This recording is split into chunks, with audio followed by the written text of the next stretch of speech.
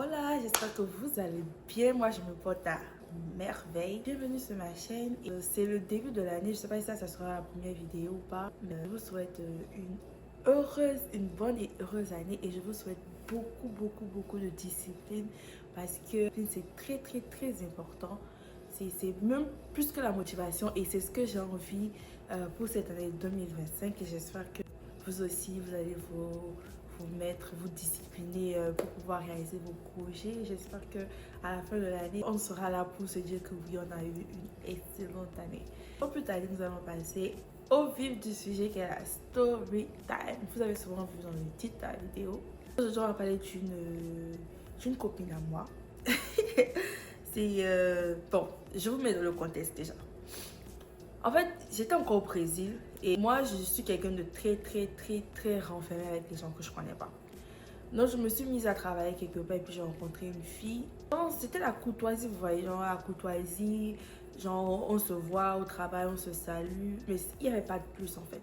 J'ai une amie qui, elle par contre, elle est très sociable. Et du coup, elle est amie avec tout le monde. Pendant toute la période là, elle était amie avec l'autre et elle était amie avec moi. Et moi, chez moi, genre, je reçois personne, genre personne connaît ma maison, personne vient chez moi, à part elle. Et par son biais, cette personne est venue chez moi. Ça m'a pas dérangé parce que c'était une fois, ok, genre. Mais c'était pas comme si j'avais prévu les recevoir. Elle m'a juste appelé, elle m'a dit que oui, la personne est chez elle et qu'elle devait venir chez moi et tout. Donc, du coup, moi, j'avais fait à manger. Elles sont venues, on a mangé. Et ça s'était arrêté là, quoi. Donc, je n'avais pas une relation approfondie avec cette fille-là. À un moment donné, on a décidé de déménager, de prendre un salon à nous. Je sais pas si tu as parlé de ça avant, mais bon. Du coup, j'ai pris un salon de coiffure et la fille, elle fait les cils, les extensions de cils. Donc, du coup, c'était une bonne affaire. Genre, nous, on avait déjà nos clientes qui venaient se coiffer et elle avait ses clientes qui venaient faire les cils. Donc, c'était une bonne affaire de rester dans le même endroit parce que c'était grand. Donc, du coup, elle avait sa place là. Donc, ses clients allaient peut-être voir nos services et s'intéresser et vice-versa. Du coup, on est resté dans le même endroit avec la fille. Je pense pendant un an, on est resté dans le même endroit. Mais même comme ça, avec moi, c'était toujours cette courtoisie professionnelle. Genre, on n'avait pas de relation en dehors de cet endroit-là. À un moment donné, ma copine, elle a voyagé et elle est venue s'installer aux États-Unis. Et c'est elle qui a commencé à me mettre dans la tête, ouais, j'en viens, ça va te changer, tu vas aimer, nanana. Donc, du coup, elle a commencé à nous mettre ça dans la tête, à la fille et à moi.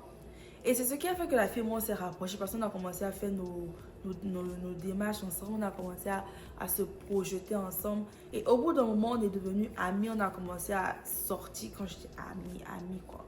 On a commencé à sortir ensemble. Parce que vu qu'on avait le même objectif, on a commencé à traîner littéralement ensemble. À un moment donné, après le travail, nous on allait bringuer à partir du jeudi, on bringuait jeudi, vendredi, samedi.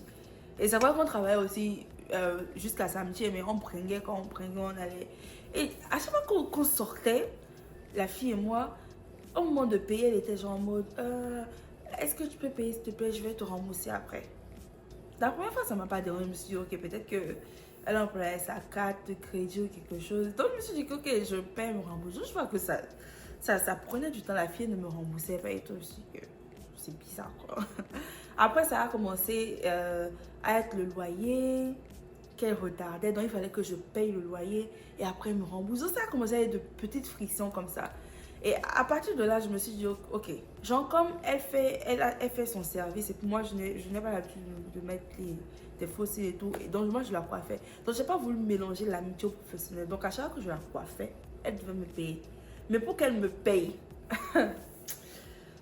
anyway, on sort, on pas fait les boutiques. Au moment de payer, elle ne payait pas, il fallait que je paye. Mais je me suis dit que, ok, genre, je sais pas ce qu'elle faisait avec son argent. Et en vrai, je sais pas ce qu'elle faisait avec son argent parce que on travaillait, on passait dans le même endroit. Je voyais qu'elle travaillait, je savais qu'elle avait de l'argent, mais l'argent allait où? Et je sais pas, à chaque fois que je lui demandais, il y avait des explications bidons qui n'avaient pas de sens. Du coup, ça a continué comme ça. On était dans nos préparatifs. On vivait la belle vie carrément parce qu'on savait qu'on partait. Et à un moment donné, il fallait que la fille lâche son appartement parce que son contrat allait finir. Donc, moi, je lui ai proposé, moi, mon contrat allait finir peut-être un peu plus tard. Et genre, peut-être, je pense le mois où on devait voyager, c'est à ce moment que mon contrat devait finir. Donc, je lui ai proposé de venir habiter chez moi parce que moi, j'avais 2 chambres. Au lieu d'aller prendre notre appartement et tout ça, je lui ai proposé de venir vivre chez moi parce que elle, son contrat allait finir, ça ne servait à rien de renouveler le contrat et tout ça. Donc, c'était un bon compromis parce que elle venait chez moi, on divisait le loyer, donc moi, j'économisais et puis elle économisait aussi et ça ne la faisait pas prendre un autre appartement. Enfin, bref. Ah, la fille est venue chez moi. Oh, j'avais même oublié. Moi, j'ai pas l'habitude de prêter mes vêtements. En vrai, je prête pas mes vêtements. J'aime pas ça. En fait, moi, j'ai un problème avec ce genre de truc-là. J'ai jamais prêté mes vêtements à mes amis. Ça m'est jamais arrivé dans ma vie. Du coup, parfois, quand on devait sortir et qu'elle se retrouvait chez moi, je voyais comment elle insistait. Oh non, est-ce que tu n'as pas ci, est-ce que tu n'as pas ça? Et la première fois que je lui ai prêté un vêtement, elle est rentrée avec le vêtement. Elle ne me rendait pas mon vêtement. Je me suis dit, ok, de toute façon, je ne vais pas le porter parce qu'on n'a pas le même gabarit, on n'a pas la même corpulence. Donc, c'est vrai que genre, mon vêtement, il était déjà foutu, quoi, parce qu'elle est beaucoup plus forte que moi. Mais j'insistais juste pour qu'elle me rende le vêtement. Genre, je n'allais pas le réutiliser, mais je voulais qu'elle le rende, quoi, de bonne foi.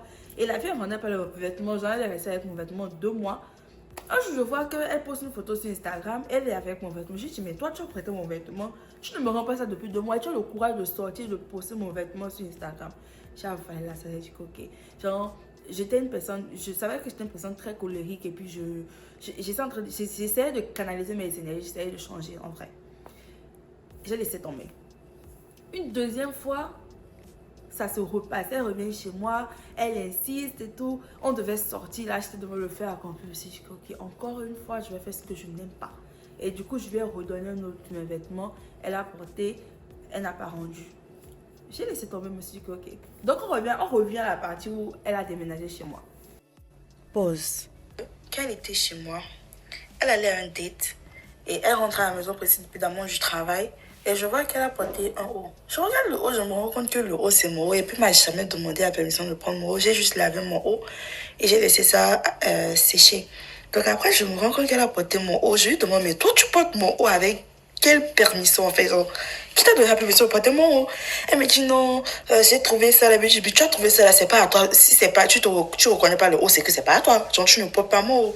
Elle a commencé à rire et à faire genre, jusque là, j'étais très patiente. Je me suis dit que, ok, genre, anyway, de toute façon, je pars, je vais pas utiliser mon haut et tout. On va avec. Elle a déménagé chez moi, tout était bien. C'est encore la moi du montage. J'avais oublié de vous dire aussi qu'une fois, on devait sortir avec une amie. L'amie devait venir à la maison, devait s'apprêter entre filles. Et la go, elle part se laver, elle commence à se maquiller et tout. Genre, carré, quoi, chacun se débrouille avec ses vêtements. C'est là qu'elle vient dans ma chambre et commence à me dire que t'as pas un truc là que je peux me mettre et tout. J'ai dit, mais genre, j'ai rien, quoi. Je sais pas, j'ai rien pour toi. Et l'autre fille me demande, je vous prêter les vêtements. Je dis, non, j'ai jamais prêté ses vêtements. Et puis, de toute façon, moi, j'aime pas prêter mes vêtements, ça me dérange qu'elle prête mes vêtements. Elle a commencé à me supplier. Et comme moi, je savais que de toute façon, je partais, j'ai dit, ok, sers-toi, quoi, genre, prends ce que tu veux. Et puis, de toute façon, on est déjà en retard, on sort. Et c'est tout, quoi. Et du coup, on est parti. Mais genre, c'était toujours répétitif, en vrai. L'histoire, c'est qu'à chaque fois, elle achète de nouveaux vêtements, mais elle porte des vêtements pour aller au travail. Mais elle n'achète jamais les vêtements pour aller ailleurs qu'au travail. Mais tu achètes de nouveaux vêtements presque toutes les semaines et tu portes les vêtements pour arriver au travail, mais tu ne prends même pas des vêtements pour sortir. Genre, c'est quel genre de vie, en fait? Tout était bien planifié, on était prête à partir. Je pense qu'on était à 2 semaines du départ. Et c'est là qu'elle vient me raconter une histoire, elle me dit que oui, ma soeur a un problème très grave et puis il faut que je lui donne de l'argent parce que, enfin, d'après ce qu'elle m'a dit, c'est que sa soeur a fait un prêt, un gros prêt quelque part avec des gens qu'on appelle les... Il y a des gens qui sont dans les favelas là-bas au Brésil, qu'on appelle les anjotas. Donc quand tu prends l'argent chez eux, c'est des taxes journalières ou journalières, je ne sais plus. Enfin, on te taxe par jour. Donc genre, tu as peut-être pris $100. Et tous les jours, ça devient $110, $120, c'est des taxes énormes. C'est des prêteurs, je sais pas comment, je sais pas si ça existe ailleurs, mais je sais qu'au Brésil, c'est comment ça se passe, ils te prêtent de l'argent et après ils te mettent une pression de malade pour rembourser. Et si tu rembourses ça, genre la sentence est claire, c'est la mort. Donc du coup, elle m'a dit que sa soeur avait pris de l'argent chez ces gens-là. Je me dis, mais ta soeur, tu ne lui parles pas, ça fait des années, vous avez des problèmes dans votre famille, ta soeur, tu ne lui parles pas depuis des années. Du coup, ta soeur revient dans ta vie, elle te dit qu'elle a prêté l'argent et tout. Et je lui ai demandé, mais ça fait combien de temps qu'elle a prêté l'argent? Elle me dit oui, ça fait tel temps et tout. Il lui a dit ok, on est à 2 semaines du départ. Tu as le temps de voyager, d'arriver, de trouver du travail et de lui envoyer de l'argent. Parce que envoyer le dollar au Brésil, c'est bien parce que c'est 5 fois plus. Donc tu as le temps de venir, même avec le reste d'argent que tu as, tu peux envoyer à ta soeur. Elle gère ses problèmes. Et du coup, on voyage et tu sais que tu as déjà atteint ton objectif. Et puis tu auras même plus la possibilité et plus d'aisance pour aider ta soeur. Elle m'a dit ok. Le lendemain, elle vient me voir et me dit que non, je n'ai pas résisté, j'ai envoyé l'argent. J'ai dit, tu ne parles pas à ta soeur depuis des années. Vous vous bagarrez, vous vous querellez, vous vous détestiez. Et du jour au lendemain, tu lui envoies de l'argent comme ça. Je n'ai pas compris son mouvement. Après ça, subitement, elle me dit, oui, je pourrais plus voyager et tout, je dois rester. Je lui ai dit, mais ça fait 1 an qu'on a programmé notre voyage. Tu décides de... Genre, qu'est-ce qui se passe? Et moi, je pouvais lui gérer l'argent, mais je savais que c'était quelqu'un qui avait beaucoup du mal à payer ses dettes.